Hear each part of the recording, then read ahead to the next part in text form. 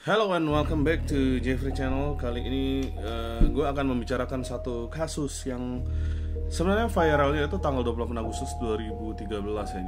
Jadi itu 7 tahun lalu sebenarnya viralnya itu.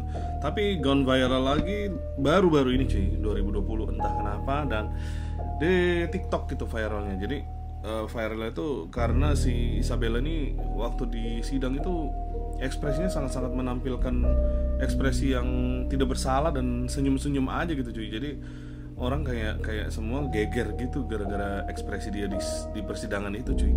Nah, jadi gue ceritain singkat ini kronologi kejadiannya ini. Jadi itu bertepatan tanggal 28 Agustus 2013. Jadi Isabel ini emaknya ini Yumi Ho dan papa tirinya itu Ryan Ho. Jadi mereka tinggal satu rumah dan dia tidak tinggal dengan bapak kandungnya, tapi dengan ibu kandungnya dan ayah tirinya. Jadi katanya sih Yumi Ho ini menikahi Ryan Ho ini yang berbeda umur terpaut jauh sekali di bawah dia ya. Jadi lebih muda jauh. Jadi nah mereka tuh tinggal bareng dan bertepatan tanggal 28 Agustus ini 2013 si Yumi Ho baru pulang kantor, capek gitu mungkin ya, langsung ke atas dan mandi, sedangkan Ryan Ho ini lagi makan di bawah. Nah, Isabel ini ada di atas di lantai 2. Jadi pas lagi Ryan makan itu tiba-tiba terdengar suara gedebak-gedebuk gitu di atas, dan Ryan ini kan bingung. Jadi dia langsung ke atas, tapi dia udah tahu karena Isabel dan Yumi ini sering banget berantem ya. Banget sering berantem gitu. Dia ke atas dan dia mendapati pintu kamar mandi itu lagi dikunci dan ada Isabel di dalam juga. Jadi bareng emaknya gitu. Jadi dia itu kan nggak bisa ngapa-ngapain dan dia tunggu di luar gitu. Digedor-gedor pintunya nggak kebuka. Tapi si Yumi ini udah teriak-teriak cuy. Jadi dari bawah pun kedengeran teriakan si Yumi, mamanya si Isabel ini. Ryan berusaha mendobrak dengan sekuat tenaga tapi nggak bisa ya. Jadi ini ya nggak segampang itu sih mendobrak pintu kamar mandi. Kalau kalau di film-film sih gampang, cuman ternyata emang nggak segampang itu. Apalagi mungkin memang pintu kuat gitu ya, mungkin dengan kayu kuat gitu, nggak terlalu bisa gitu. So Ryannya menunggu di luar dan tiba-tiba pintu terbuka. Isabelnya keluar dengan pisau di tangan bersimbah darah, tapi dia santai aja cuy. Jadi dia langsung keluar dan meninggalkan rumah itu tanpa apa-apa. Sedangkan Ryan ini udah menelpon 911 dan menunggu polisi datang. Setelah itu kisah pelariannya Isabel ini berlanjut. Dia lari dan dia pergi ke satu minimart gitu kayak Alfamart gitu dan menumpang untuk menggunakan toilet. Dan dia itu sangat pinter cuy, sangat pinter bertingkah sehingga bikin pegawai minimart ini percaya.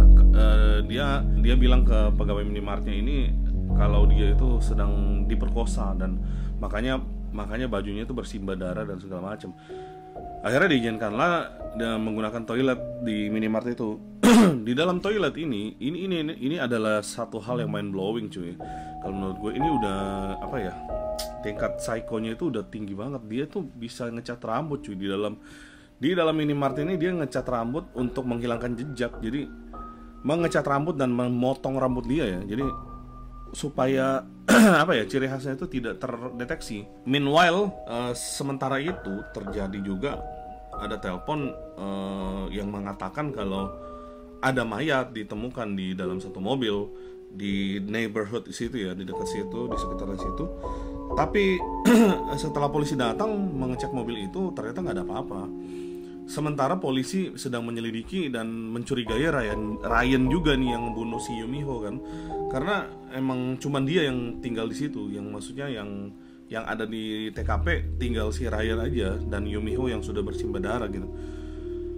Nah, sesudah itu polisi melanjutkan pencarian, mencoba melacak handphone dari si Isabel ini, tapi di handphonenya dimatiin. Akhirnya nggak tahu gimana, ada polisi berpakaian casual itu yang mendapatkan si Isabel ini. Nah, mereka waktu dapat juga agak ragu-ragu karena potongan rambutnya beda, karena bukan seperti Isabel itu. Oke, jadi setelah Isabella ini melarikan diri, ternyata di mobil yang diperiksa tadi itu, yang dilaporkan ada pembunuhan itu, ternyata banyak sekali mendapatkan bukti-bukti yang agak membantu clue untuk kasus ini, cuy. Jadi di mobil itu banyak barang-barang bukti yang mungkin related sama kasus ini.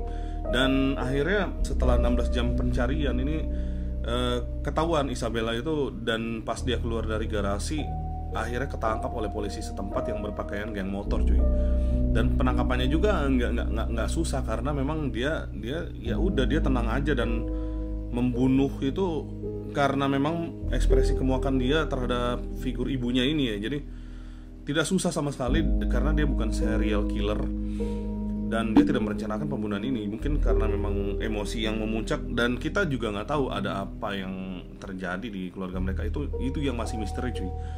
Itu yang gue agak bingung di sini, plot dari jalan pikirnya si Isabella ini. Kalau bisa kita tahu, mungkin bisa digali kenapa motif dia membunuh si Yoon Mi Ho, ibunya ini, ada apa ya. Dan sedikit saja tentang Isabella ini juga, waktu dia kecil, jadi ayahnya itu Robert Guzman dan ibunya Yoon Mi Ho ini seperti tidak mau merawat dia, cuy. Jadi sering dioper-oper gitu loh. Mereka tuh kayak tolak-tolakan kalau untuk giliran, karena mereka kan cerai kan, dan Yoon Mi Ho menikah lagi. Ya begitu. Jadi emaknya sama bapaknya sendiri tuh kayak tidak menerima dia dengan tulus gitu. Mungkin kalau gua telaah di sini, mungkin memang dia mengalami ketertolakan dan ya sedikit kepahitan terhadap emaknya yang mungkin kawin lagi dan nggak tahu itu masalah kejiwaan dia. Ya gua harap kalau ada informasi mungkin gimana sekarang kelanjutan persidangan Yoon Mi Ho itu, ada yang komen di bawah mungkin dan nge-share ke gua cerita-cerita yang selanjutnya, yang kita tuh menerima informasi tuh cuma sepotong itu aja, cuy. Jadi benar-benar kayak cuman persidangannya doang, dan mungkin dia emang udah di penjara, tapi kan tidak ada informasi lagi yang dirilis oleh kepolisian mengenai motif sebenarnya dari Isabella ini membunuh emaknya sendiri ini. Oke, jadi jangan lupa like, share, dan subscribe kalau kalian suka channel ini dan video-video di channel ini. And see you in the next video dengan kasus-kasus yang lebih menarik lagi. And